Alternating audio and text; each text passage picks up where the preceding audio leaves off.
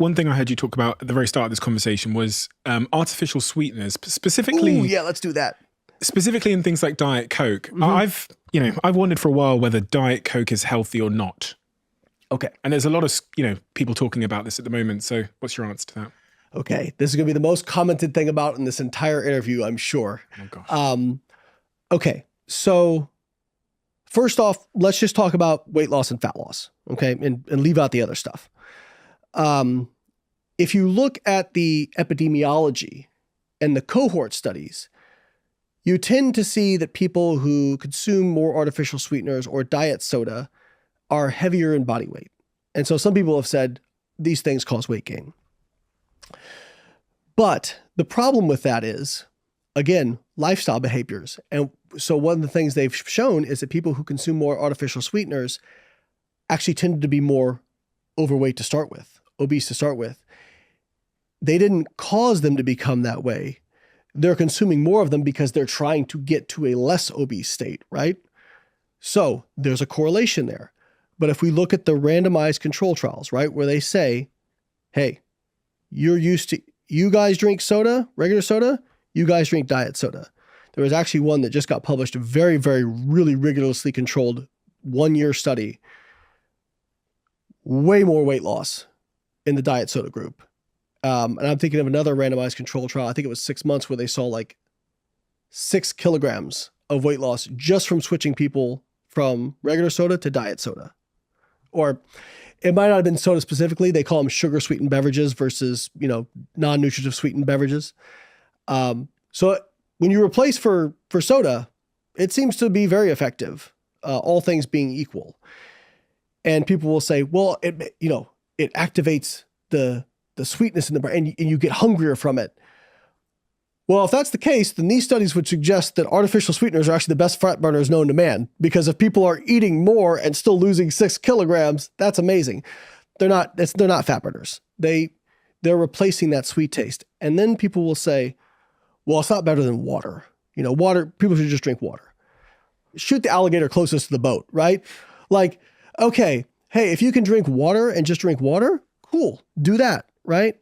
But if somebody can lose, and I have people all the time when I do a post about this, somebody say, I lost 30, 40, 50 pounds. All I did was stop drinking regular soda and drink diet soda. Literally the only change they made in their life. Now, when they compare it versus water, they either see the same results or the diet soda group gets a little bit better results. And yeah, now, it's not because of any kind of fat burning effect. What is likely is when somebody switches from regular sugar sweetened beverage to water, they may try to fill that gap of that sweet taste somewhere else. Whereas if they're just consuming the artificially sweetened or non-nutritive sweetened beverage, we can't say artificial because stevia is actually, natural, so to say. So they call it non-nutritive sweeteners. But if they're consuming the non-nutritive sweeteners, they're filling that gap. Compensation again. Compensating, right. So now, again, there's nothing magic about them. People are just eating less, right? And if you can do that with water, you don't have to consume diet soda. I would say drink water. But if you're somebody where, man, you really have a hard time quitting regular soda, heck yeah, drinking diet soda is a lot better. And then people will go, well, what about insulin? They raise insulin. That is actually one of the biggest myths out there. There are multiple, not just studies, but now I'm pretty sure there's a meta-analysis as well that shows that these artificial sweeteners do not raise insulin. There is one study, I'm thinking specifically about sucralose.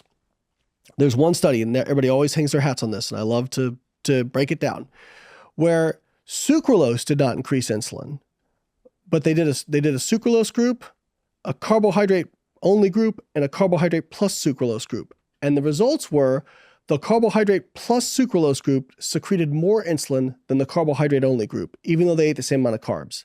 And so people go, well, see, maybe it's not bad, but if you're, drinking it with carbohydrates, it's bad. And this is where reading the full text and really going deep on a study is very important. So the carbohydrate only group was sucrose, which is 50% glucose, 50% fructose. The carbohydrate plus sucralose group was maltodextrin. Maltodextrin, if you look at, are you familiar with glycemic index? Loosely. Yeah. So glycemic index basically looks at like, how quickly glucose appears in your system.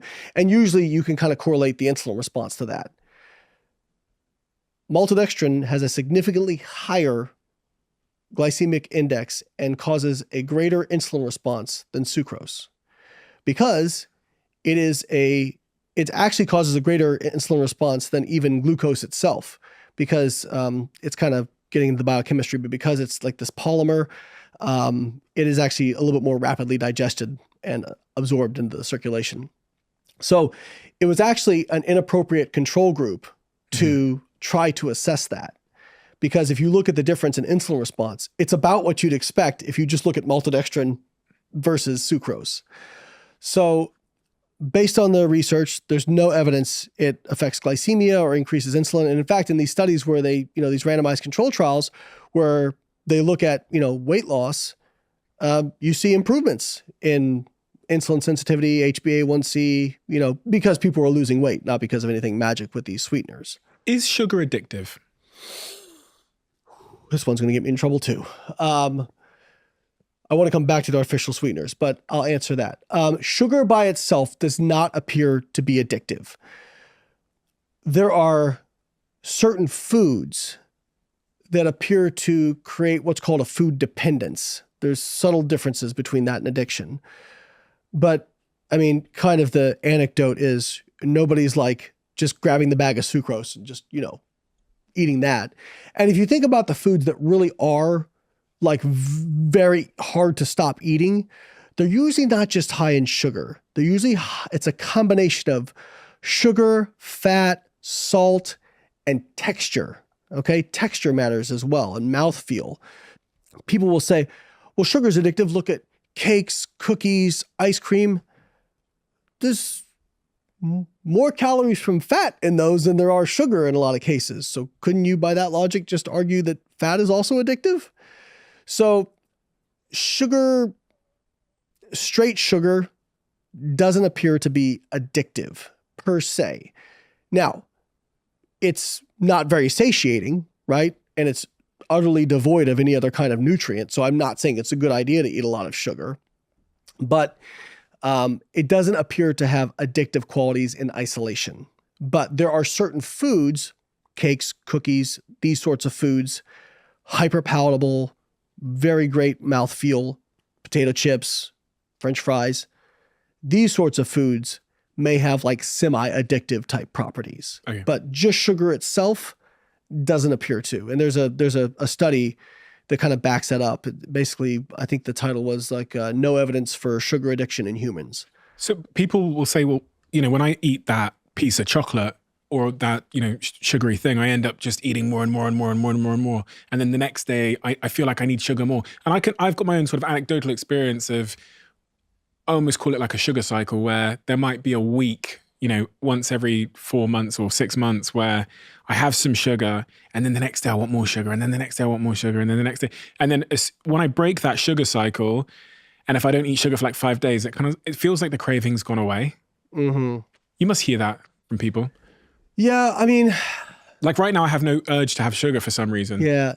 It's so hard to disentangle that from just psychology in general, right? And just like, that could be a self-fulfilling thing where it's like, people have been told sugar is addictive or they've heard sugar is addictive. And so they eat some and they feel that mood. I guess but also like, again, the chocolate usually also high in fat, right? Like the mouth feels really good. So I'm not saying like that stuff is easy to overeat on and people can have a hard time stopping, but it doesn't appear that sugar like independently is addictive, but it can be part of foods that may have addictive like properties. Artificial sweeteners. You said you wanted to close off there. Yeah. So now let's talk. So we very clearly the research studies show the ones that are controlled well, it does help with weight loss in a lot of these studies. What about cancer, heart disease, and the gut microbiome? Because that's a lot of the questions that are out there. So with cancer, a lot of people think, oh, there's so many studies showing it causes cancer. Well, first of all, again, we're talking about epidemiology. We're talking about cohort studies. So there's a lot of confounding variables. But actually, so we were talking about consensus earlier. It's kind of I'm on their scientific advisory board, and it's like PubMed plus Chat GPT. So you can ask it a question and it will immediately like crawl all the research literature and give you a consensus of what the research says, right? And so I did this, and you can synthesize it too, where it'll show you what percentage of studies say yes, no, and then possibly, right? So I think I put in, do artificial sweeteners cause cancer? Do you know 80% of the studies say no? But you don't hear about those. And why is that? Because it's much more newsworthy to put out negative news. Because if you hear a study, this thing doesn't cause cancer, ho-hum, right? But what gets shared a lot? Oh man, Aunt Deborah, she drinks Diet Coke. Deb, have you seen this? You know, it's much more shareable. So that negative news tends to get published more, right? And if you look at the human studies, some of the more well-done ones, like I'm thinking of the NutriSanté cohort out of France, the conclusion was, oh, it increased the risk of cancer. And I looked into it, I think it was aspartame specifically. If something's carcinogenic, typically what we see is a dose response, right? So if you smoke more, you have a higher risk of lung cancer. Did you know that so they compared like no or like low amount of aspartame users to like low moderate and then high moderate? I want to say it was 3 different groups. So I could be butchering this a little bit, but think low, medium, high, right? The medium group had a higher risk of cancer. The high group didn't. It actually, like, not compared to the low group, it was not statistically different, but it dropped from the moderate group. So to me, and again, we're talking about an odds ratio of like 1.15, meaning a 15% relative risk increase. Let me put that in perspective. 15% sounds scary when it comes to cancer, but relative risk means if your absolute risk of developing cancer in, say, the next 10 years is 10%, a relative risk increase of 15% says it goes up to 11.5. Yeah. It doesn't mean it goes from 10 to 25, right? So it's important to understand the difference. But again, if it's really carcinogenic, we should expect to see kind of a dose response, right? We don't see that. So to me, that's, especially with all the studies that don't find an association, that's more likely to be some kind of data artifact with, who knows, confounding variables, healthy user bias, what have you. What about the gut then? So now there are studies showing that some sweeteners do change the gut microflora, the composition of it. Sucralose appears to, aspartame, not so much. I think saccharin also showed a change to the gut microbiome. Now, here's what's interesting. It's hard to know if that is a good, bad, or neutral change in terms of overall health, because I was looking through one of the studies on sucralose, and they were talking about a couple of species or genuses of bacteria that increased. And one of them that increased was actually associated with people who are leaner, have less obesity, and better insulin sensitivity. And also a species that produce more butyrate. And butyrate actually is associated with a whole host. This is a short-chain fatty acid produced by the gut microbiome. Butyrate's associated with a whole host of positive health benefits. So I will say it's worth monitoring because some of these do appear to change the breakdown of the gut microbiota.